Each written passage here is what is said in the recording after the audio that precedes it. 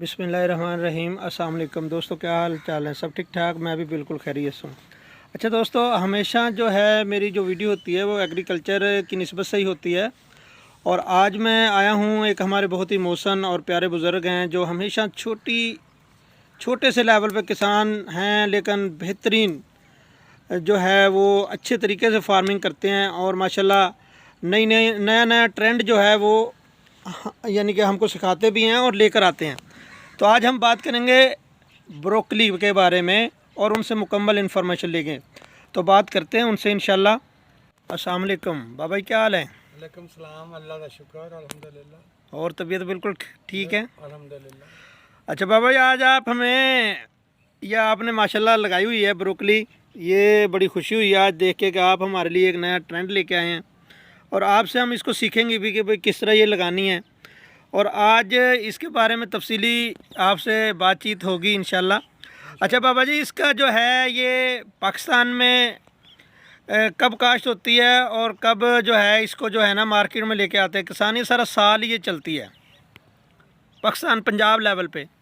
बिस्मिल्लाहिर्रहमानिर्रहीम, अल्हम्दुलिल्लाह रब्बिल आलमीन। सब तारीफ उस ज़ात वास्ते जिहदे हथ च मेरी जान है। ज़मीन वो चीज़ है कि जो हमें माँ की तरह प्यार देती है। अगर हम ज़मीन से फ़ायदा उठाना चाहें, अपनी ज़मीन को इस स्टेज पर लेकर आओ कि तुम्हें हर चीज़ ज़मीन उगा के दे कि मैं तुम्हें तुम मेरी खिदमत कर रहे हो और मैं तुम्हारी खिदमत कर रही हूँ। तो आज हमारा जो छोटा सा प्रोडक्ट है यह है ब्रोकली। ब्रोकली एक ऐसी फसल है जो कि 5 स्टार होटलों में इस्तेमाल होती है और ये बहुत महंगी फसल है। छोटी मंडी इसको नहीं उठाती है और ना उठाएगी, ठीक है।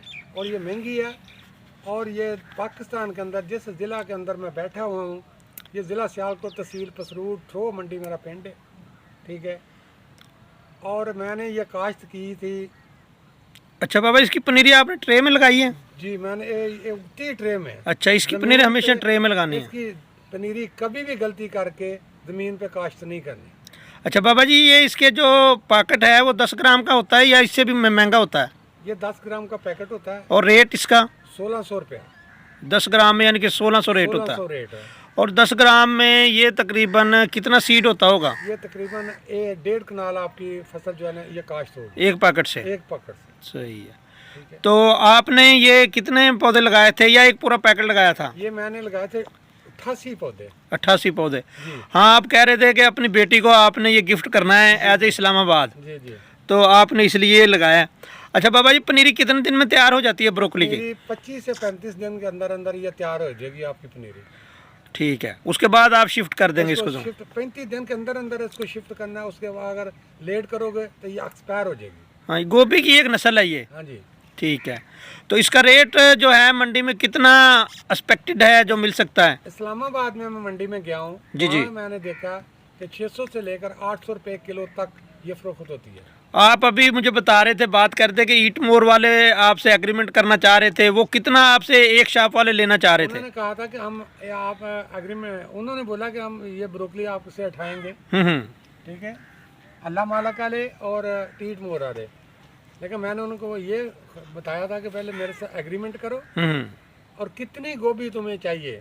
सही है। ठीक है, और किस किस साइज में चाहिए, क्योंकि मैं ये काश्त कर लूँ इतनी ज़मीन पे और मेहनत भी करूं और अगर आगे जाकर आप ना खरीदें तो कितना बड़ा नुकसान है और कितना बड़ा दुख है। अच्छा बाबा जी, ये इसका साइज भी लेते हैं शाप वाले के भी? इतनी साइज में हमें चाहिए? नहीं, हाँ जी, इसका साइज नहीं, आप साइज बना ही नहीं सकते।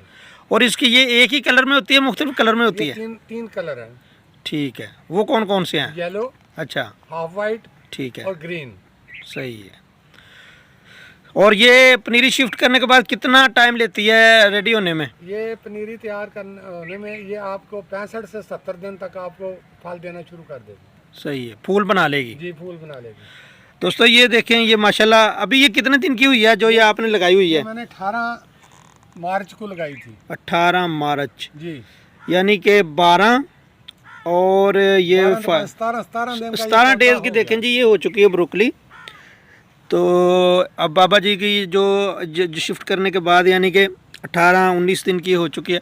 यानी कि ये 80-90 दिन में तैयार हो जाएगी। मुकम्मल तैयार हो जाती है। सही है। आपको 104 दिन में ये पहली फारग करके दे देगी।